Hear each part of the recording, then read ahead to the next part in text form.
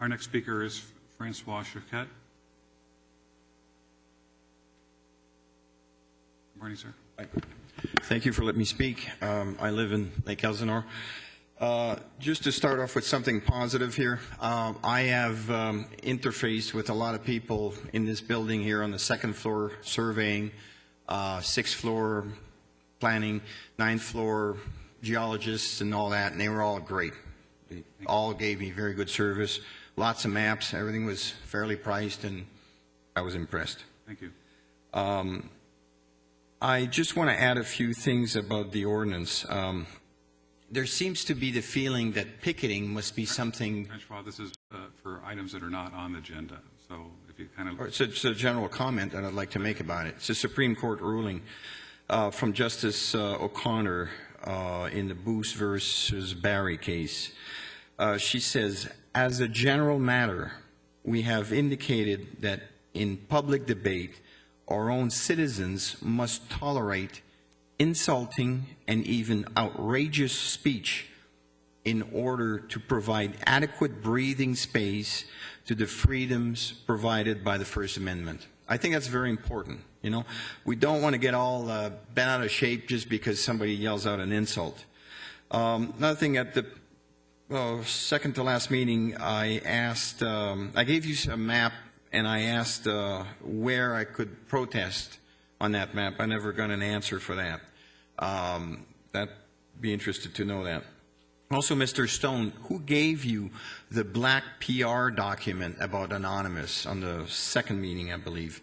You really trashed us pretty good. Mr. Tavaloni, you called me KKK, by the way. Did you get this in a meeting? Did you get this by mail? Did you verify any of these allegations against me and the others? Okay. I'm an aerospace engineer and never been arrested in my life. Also, what was the real reason for Ordinance 888, the emergency part of it? Was it because maybe Katie Holmes was scheduled to be there for purification rundown? That's where they force extremely high doses of vitamins that can damage your liver. They leave her in a sauna for 5 hours. Extremely dangerous stuff.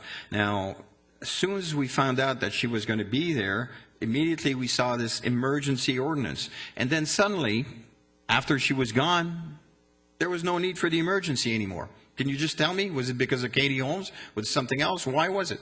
Why was it that it was an emergency? Very curious about that. Please? This is your time to talk. I'm done. Any answers? This is your forum right now. Okay. I said I'm done. I'm done speaking. Thank you for your comments, Mr. Choquette. All right, thank you. Next speaker will be Julie Waltz.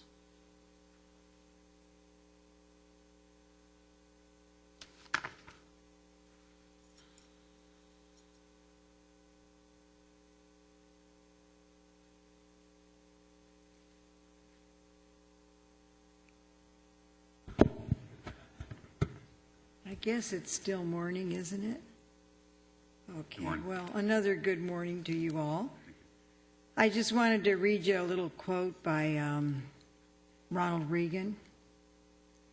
It says, "Freedom is never more than one generation away from extinction.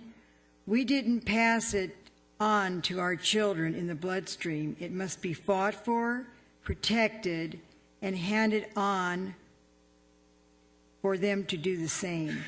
And I also want to show you something. And well, first I want to tell you that the Mormon that was protested, it was done by a sole activist protester at a Bellevue home of a Mormon who donated $50,000 to California Proposition 8. And here's a picture of that.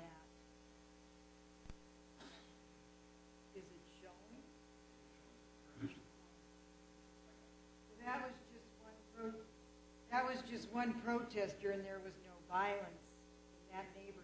This was a residential protest. And then we have this protest.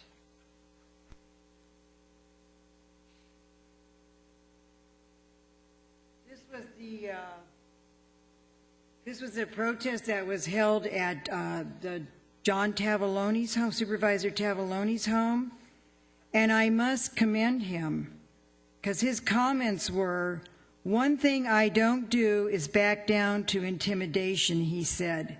"It closes my mind to their issues even more."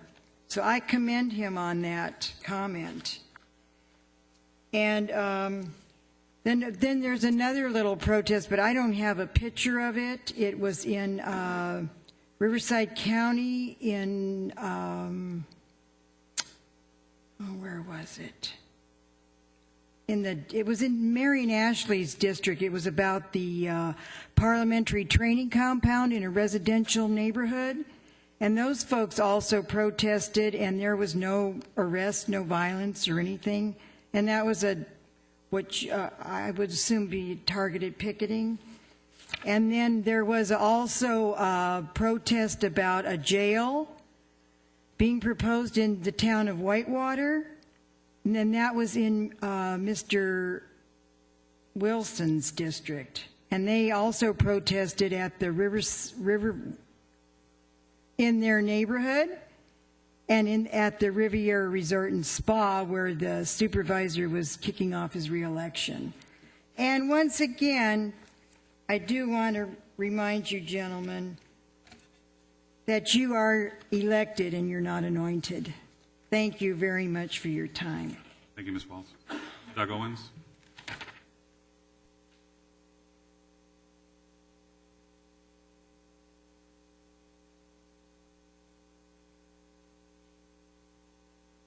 Hi, thank you.